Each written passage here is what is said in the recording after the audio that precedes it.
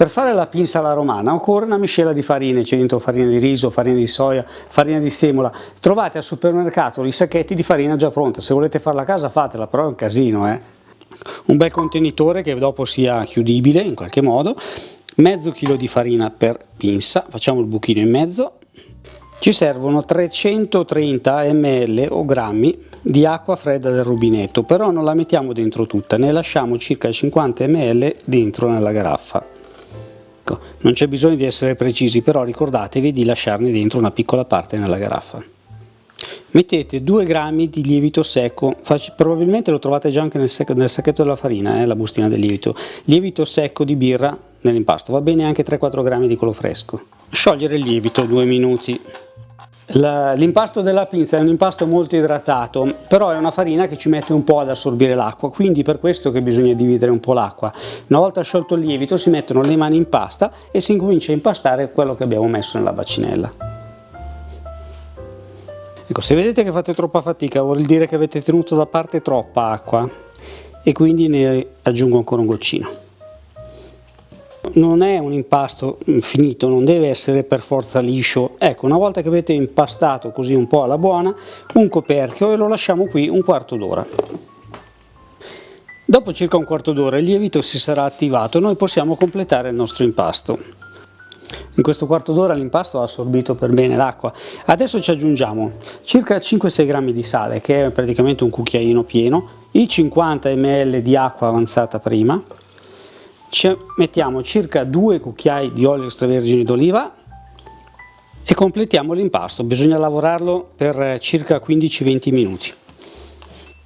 Ecco, dovete fare questa specie di pastrugno, potete usare anche l'impastatrice se volete, bisogna far assorbire bene tutta l'acqua. Bisogna alzarlo e impastarlo come quando si fanno le pieghe, così evitiamo di farle dopo. E veramente ci vogliono circa 15-20 minuti, bisogna impastare un po', bisogna starci, però se fate tutto in una bacinella vi evitate di metterla sul tavolo, farlo sul tavolo, bacinella con i bordi un po' alti e poi dopo la coprite con un coperchio o con un piatto, qualcosa. Una volta che raggiunge questa consistenza, dopo circa un quarto d'ora, vedete che è molto elastica, nervosa o arrabbiata, sembra offesa. Niente, la lasciamo qui, gli mettiamo il coperchio e la lasciamo sul tavolo per circa un'ora, un'ora e mezza, deve lievitare un pochino. È passata un'ora e mezza, può servire anche magari 2 ore secondo la temperatura che avete in casa. Ecco, vedete, si è allargata, si è lievitata. Bagniamo le manine e gli dobbiamo fare 4 pieghe.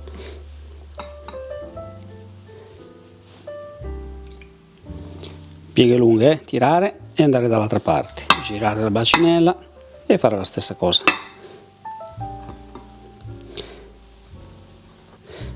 Stessa cosa nell'altro verso, piega di qui, piega di là.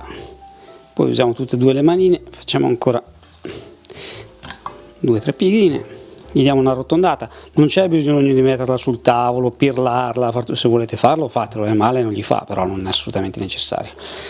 Ecco, quando si asciuga lo vedete che è bella elastica, abbastanza liscia, la copriamo e la mettiamo in frigorifero per 24 ore, potete fare anche 36 ore, 48 ore, 200 ore, ma non è assolutamente necessario. Lavorata così è più che sufficiente per fare una pinza favolosa. Buongiorno, 24 ore dopo, ora più, ora meno. Beatrice, vediamo un po' cosa è successo qua dentro. Oh, bolle ne abbiamo, hai visto? Senza tante storie. Sono quasi le 10 del mattino adesso, niente, dobbiamo tirare fuori la pasta da qua, la pasta della pinza, e spezzarla per fare le palline e poi fare le pizze per mezzogiorno. Quindi un po' di semola rimacinata sul tavolo, anzi un bel po' abbondante, e la dobbiamo rovesciare e farla cadere. Cadrà da sola nel giro di un minuto, anche meno. Ovviamente molto morbida, molto idratata, piena di bolle, piena di aria, ma così deve essere. Quindi per prima cosa dobbiamo dargli una forma, dobbiamo farla diventare liscia, arrotondarla un pochino, quindi con l'uso di abbastanza abbondante farina, una spatola, le mani, un po' come riuscite meglio, la pieghiamo su se stessa, via sempre la farina in eccesso, la pieghiamo a portafoglio, prima da un lato, poi dall'altro, è fredda di frigo quindi comunque non è poi così complicato. Ecco, qui faccio fare anche un altro giro, vedete voi secondo la consistenza, comunque già così va bene, ma io la rotolo ancora una volta, via, viene ancora meglio. così incorpora tutta l'aria. Chiudo. Stessa cosa dall'altra parte, praticamente gli ho fatto 2 giri. Ecco, e chiudo. Anche qua. Adesso devo spezzare le pizze. Io devo fare 3 pizze abbastanza abbondanti, quindi questo era circa 1,2 kg di roba, la taglio in 3, così avrò 3 palle di circa 400 grammi. Cerco di farle più o meno grandi uguali. Poi la metto dentro se stessa. Non c'è bisogno di essere precisissimi, la pinza anche se è un po' storta, fa niente. E niente, faccio la pirla, faccio una pallina, ecco, così, facile. E 3, dentro se stessa, vado nella parte meno farinosa, così mi fa un po' di resistenza, la arrotondo un po', fatta. Una bella spolverata di farina.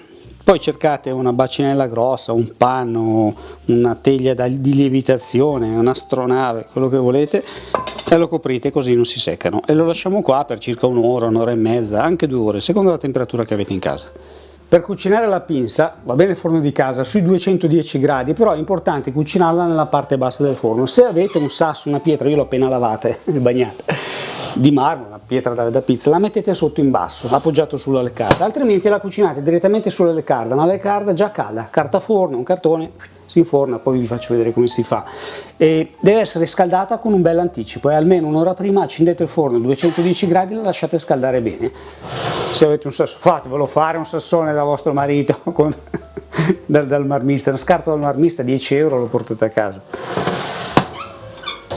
Intanto preparo gli ingredienti. Ad Asia, a Margherita, Beatrice, una pizza molto particolare, con pere sciroppate e gorgonzola bianca, dovete provarla assolutamente.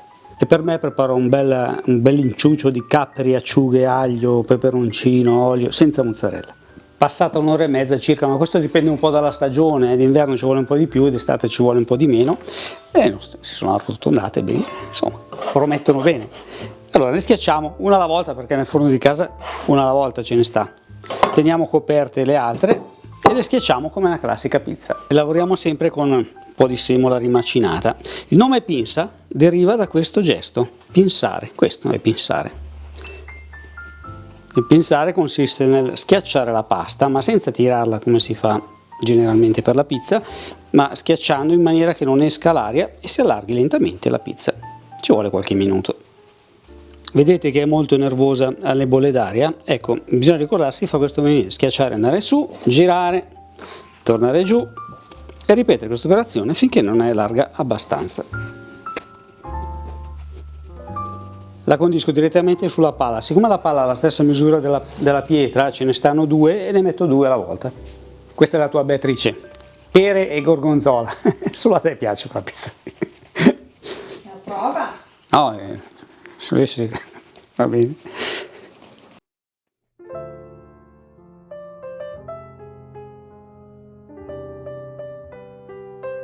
Questa è la mia, la faccio senza mozzarella, sì, magari 2 pezzettini glieli metto appena appena, con l'acciughina piccante, con l'aglio abbondante, peperoncino, i capri, l'origano, così, 2 pezzettini di mozzarella, così, basta. E questa è Beatrice, la tua, a me mi fa schifo solo guardarla, però vabbè, perché il gorgonzola io non lo sopporto, mamma che roba. Piace a te? Olio extravergine buono, mi raccomando, che deve arrivare ovunque, poco ma distribuito bene. Ci siamo. Ripeto, questo lavoro lo potete fare anche direttamente sulla leccarda, invece della pala un pezzo di cartone della carta forno. Ecco, ci sto al pelo proprio, al pelo sono stato. Vai, dentro. 10 minuti sono cotte. Guarda qua, fantastiche, un profumo incredibile. Guarda che roba, ha fatto le bolle, è soffice, è leggerissima. Senti? Guarda che roba, sotto. E così è, deve essere perfetta. Bella croccantina sotto e sopra.